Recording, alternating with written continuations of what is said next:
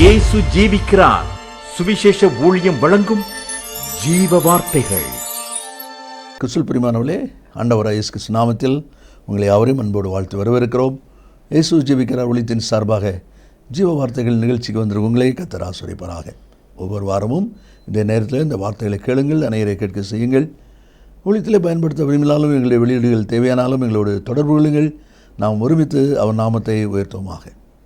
அவர் தமது வசனத்தை அனுப்பி அவர்களை குணமாக்கி அழிவுக்கு தப்புவிக்கிறார் என்ற வார்த்தையின்படி இந்த வார்த்தையை விசுவாசத்தோடு ஏற்றுக்கொள்கிற ஒவ்வொருவருக்குள்ளும் அற்புதங்கள் நடக்கும் என்பதிலே சந்தேகமே இல்லை. இந்த நாளில் தேவன் நமக்கு தருகிற வார்த்தையை ஜெபத்துடன் வாசிக்கிறேன், கவனமாய் கேளுங்கள். சங்கீத புஸ்தகம் 19ஆம் அதிகாரம் 13வது வசனம். துணிகரமான பாவங்களுக்கு உமது அடியேனை விலைக்கு காரும், அவைகள் என்னை ஆண்டு கொள்ள ஒட்டாதிரும். அப்பொழுது நான் உத்தமனாகி பெரும் பாதகத்துக்கு நீங்களாயிருப்பேன். சங்கீதக்காரனாகிய தாவீது தன்னுடைய வாழ்க்கையில் அனுபவமாய் கர்த்தரிடத்தில் கேட்கிற ஒரு விண்ணப்பமாக இந்த வார்த்தைகள் இருப்பதை நாம் பார்க்கிறோம். ஆண்டவரே, துணிகரமான பாவங்களுக்கு உமது அடியேனை விலைக்கு காரும் என்று சொல்கிறான். இந்த துணிகரமான பாவம் என்பது என்ன? இன்றைக்கி பாவம் பல விதங்களில் இருக்கிறதை நாம் அறிந்திருக்கிறோம், அறியாத காரியங்கள் அல்ல. ஆனால் அவன் சொல்கிறான், துணிகரமான பாவங்களுக்கு உமது அடியேனை விலைக்கு காரும் என்று சொல்வது மட்டும் அல்லாமல் அவைகள் என்னை ஆண்டு கொள்ள ஒட்டாதரும். அப்படியானால் அது என்னை ஆட்சி செய்யக்கூடாது, அதற்கு நான் அடிமையாகிவிடக்கூடாது. அப்படிப்பட்ட துணிகரமான பாவத்திற்கு என்னை விலைக்கிறோம் ஆண்டவரே என்று சொல்லி கர்த்தரை நோக்கி அவன் கேட்கிற ஒரு காரியத்தை நாம் அங்கே பார்க்கிறோம். இந்த வார்த்தையில் கேட்கிற அன்பு நேச பிள்ளைகளே, இந்த துணிகரமான பாவம் என்பது என்ன என்று சொல்லி நாம் யோசிப்போமானால், வேண்டுமென்றே செய்கிற அனுபவங்கள், தெரிந்தும் செய்கிற ஒரு அனுபவங்கள், தெரியாமல் எதேச்சையாய் சூழ்நிலை நிமித்தம் செய்யக்கூடிய சில தவறுகள் சில சமயங்களிலே சிலருடைய வாழ்க்கையில் வரும். ஆனால் இது அப்படி அல்ல. துணிகரமான பாவம் என்பது தெரிந்தே செய்வது, செய்ய வேண்டுமென்றே செய்வது. இப்படிப்பட்ட அனுபவங்கள் இன்றைக்கும் தேவச்சனங்கள் மத்தியில் இருக்கிறதை பார்க்க முடிகிறது. அது ஒரு வேதனையான ஒரு காரியம். இப்படிப்பட்ட அனுபவம் இருக்கிறதுனால தான் இந்த தாவீது சொல்கிற, ஆண்டவரே, இந்த துணிகரமான பாவங்களுக்கு என்னை விலைக்கு காத்துக்கிடுங்கப்பா, அது என்னை ஆட்சி செய்யாதபடிக்கு என்னை பாதுகாத்துக்கிடுங்கப்பா என்று சொல்கிறான். அப்படி பாதுகாத்தா என்ன நடக்கும்? நான் உத்தமனாகி பெரும் பாதகத்துக்கு, பெரிய தண்டனைக்கு நான் தப்பிக்கொள்ள முடியும் என்று சொல்லி அங்கே சொல்வதை நாம் அங்கே பார்க்கிறோம். வேதாந்தத்திலிருந்து சில அனுபவங்களை நாம் வாசிக்க போகிறோம். இந்த துணிகரமான பாவம் என்பதை குறித்த காரியத்திலே இன்றைக்கு ஜனங்கள் மத்தியிலே விதமாக இருக்கிறது. முதலாவது ஆதியாகமம் 28ஆம் அதிகாரம் 6வது வசனத்திலிருந்து 2 வசனத்தை நான் வேகமாக வாசிக்கிறேன், கவனிங்க.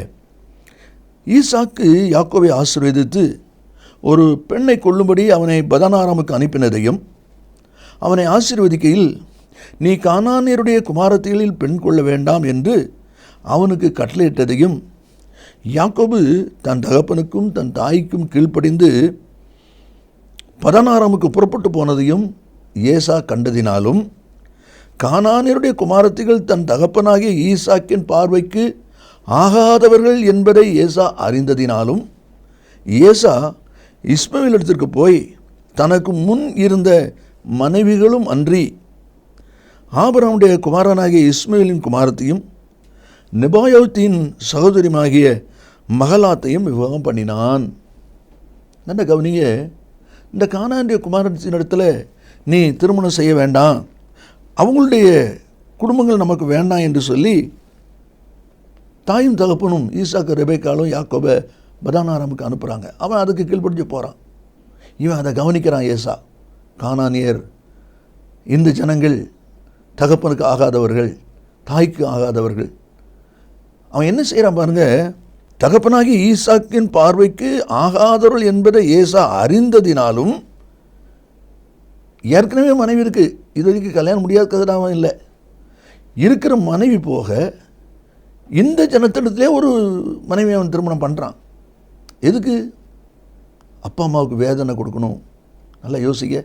இதுதான் துணிகரமான பாவம். இந்த காரியத்தை செய்தால் இன்னாருக்கு வேதனை உண்டாகும், அதை செய்யணும். இப்படிப்பட்ட ஜனங்கள் இன்றைக்கி நாம் பார்க்கிறோம்.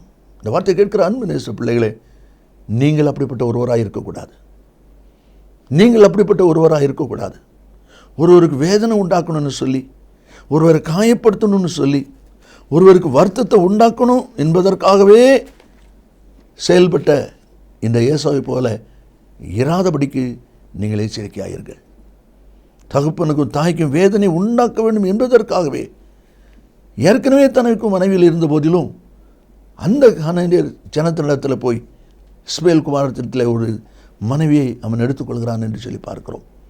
ஒருவேளை இந்த வார்த்தை கேட்கிற நீங்களும் கூட கொஞ்சம் யோசித்து பாருங்கள். பஜனையில் கதை சொல்லுவாங்க, ஆனால் நிறைய இடங்கள் அது உண்மையாக இருக்குது. நமக்கு ஒரு கண்ணு போனாலும் பரவாயில்ல, அவனுக்கு 2 கண்ணும் ஏறணும் அப்படி சொல்லுவாங்க. இப்படி அடுத்தவங்களுக்கு கேடு உண்டாக்கணுங்கிறதுக்காகவே செயல்படுகிற ஜனங்கள் ஜாக்கிரதை.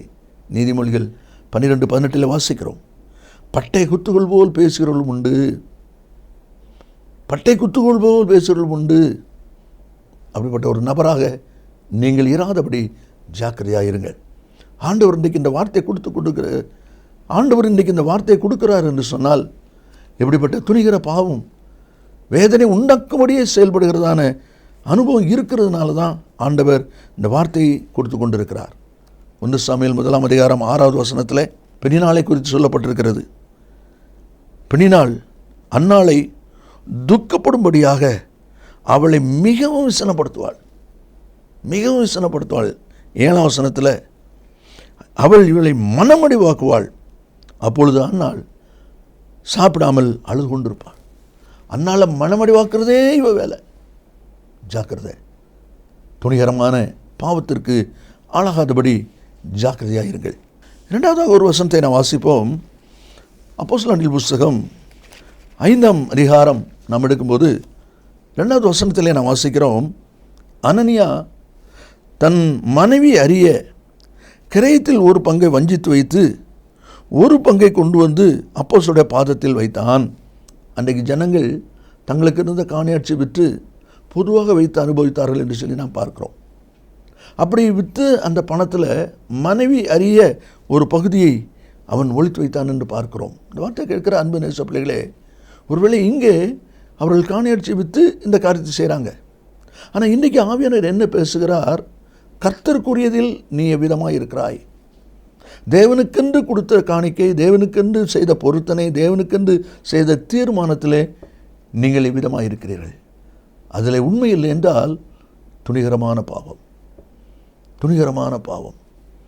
1 ராஜாக்கள் 18ஆம் அதிகாரம் 30வது வசனத்தை வாசிக்கும்போது, எலியா தகர்க்கப்பட்ட கர்த்தருடைய பலிபீடத்தை செப்பனிட்டு பலி செலுத்தினான். பாருங்கள், எத்தனையோ பலிபீடம் அங்கே இருக்குது. ஆனால் எது தகர்ந்து கிடக்கு? கர்த்தருடைய பலிபீடம். சம்பளம் வாங்குகிறோம், பட்ஜெட் போடுறோம், என்னென்ன பலசரக்குக்கு இவ்வளவு, மற்ற ஜாமான்களுக்கு இவ்வளவு, ஸ்டேஷனரி இவ்வளவு, எல்லாம் போட்டு வருது. கடைசியில் பார்த்தா கர்த்தருக்கு கொடுக்கறதுக்கு ஆசை இல்லை. அப்படிப்பட்ட நிலைமையில் வந்து நிற்குது.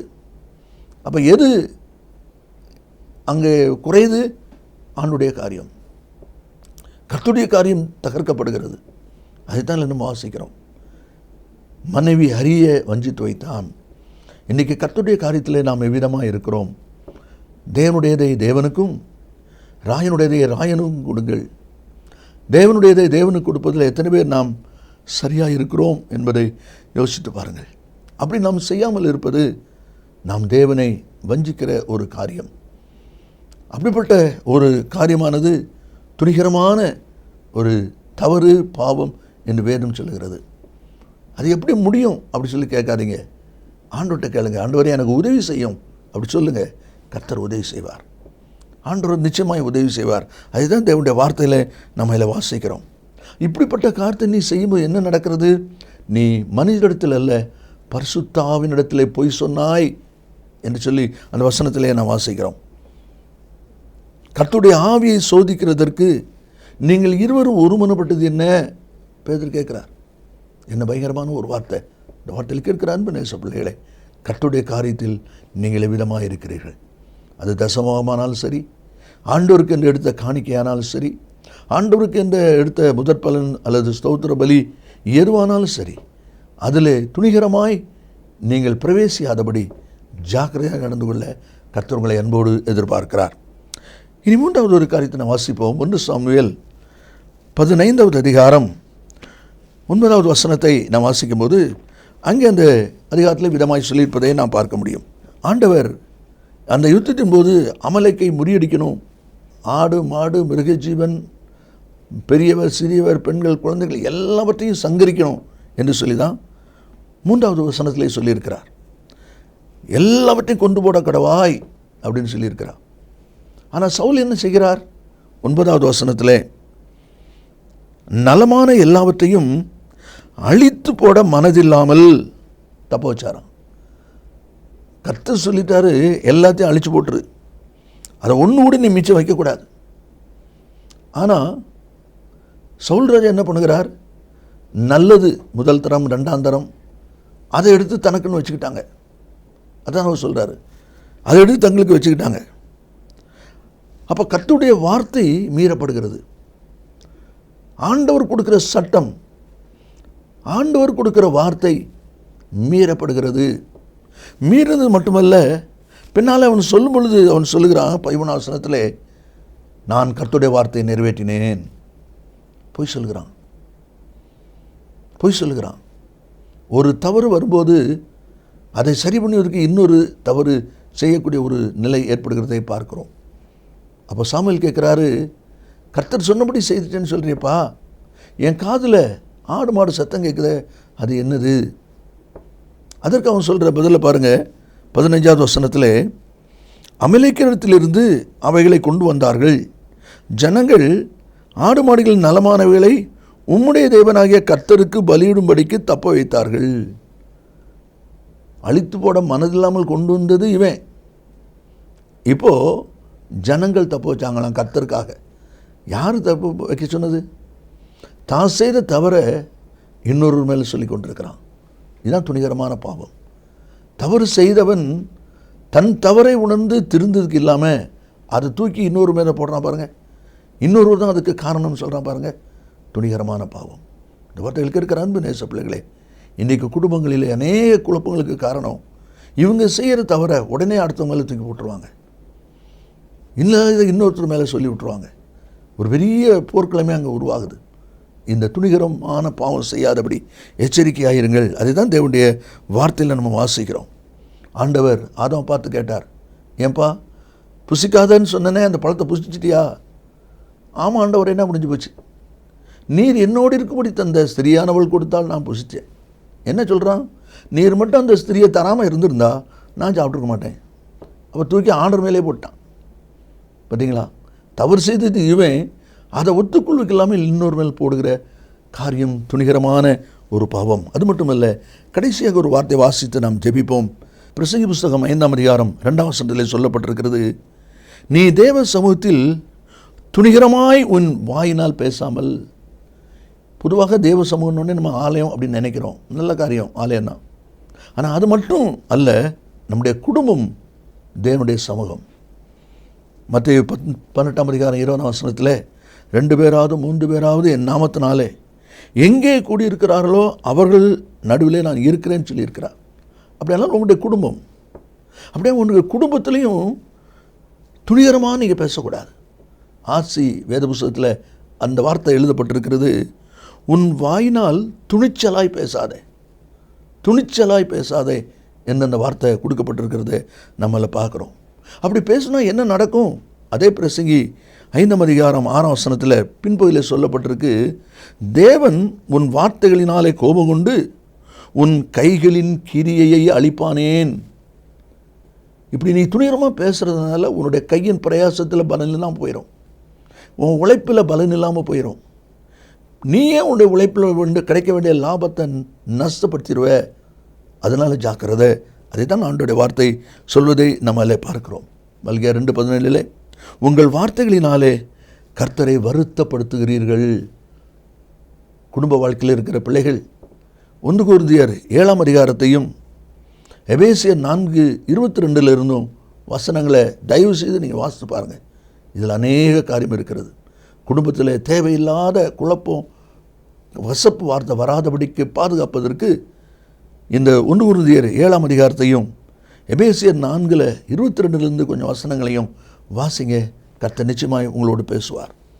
தாவீது சொல்கிறான், ஆண்டவரே, துணிகரமான பாவங்களுக்கு உமது அடியேனை விலக்கி காரும், அவைகளை என்னை ஆண்டு உள்ள ஒட்டாதிரும். இந்த வார்த்தையில் கேட்கிற அன்பு நேச பிள்ளைகளே, இன்றைக்கு ஒரு தீர்மானம் பண்ணுவீர்களா? கர்த்தர் நிச்சயமாய் நம்மை ஆசீர்வதிப்பார். நாம் ஜெபிப்போமா? இயேசு சீக்கிரம் வரப்போகிறார். நல்ல பிதாவை என்னோடு துதிக்கிறோம். இந்த வார்த்தை கேட்டிருக்கிற ஒவ்வொரு பிள்ளைகளும் இப்படிப்பட்ட துணிகரமான பாவம் என்னுடைய வாழ்க்கையில் இருக்கிறதா என்பதை அறிந்து உணர்ந்து தங்களை சீர்படுத்திக் கொள்ள கர்த்தர் உதவி செய்வீராக. கர்த்தர் இயேசுவின் நாமத்தில் பிதாவே, ஆமென், ஆமென். கர்த்தர் உங்களை ஆசீர்வதிப்பாராக. ஆமென். மேலும் விவரங்களுக்கும் உங்கள் ஜெப தேவைகளுக்கும் நீங்கள் எங்களோடு தொடர்பு கொள்ள வேண்டிய முகவரி ஜீசஸ் லிவ்ஸ் காஸ்பல் மினிஸ்ட்ரீஸ், சகோதரர் John M Jeyaraj, 123A Thonavur road, Mavadi, Nellai மாவட்டம், தென்னிந்தியா 627107. செல்போன் 9443113292.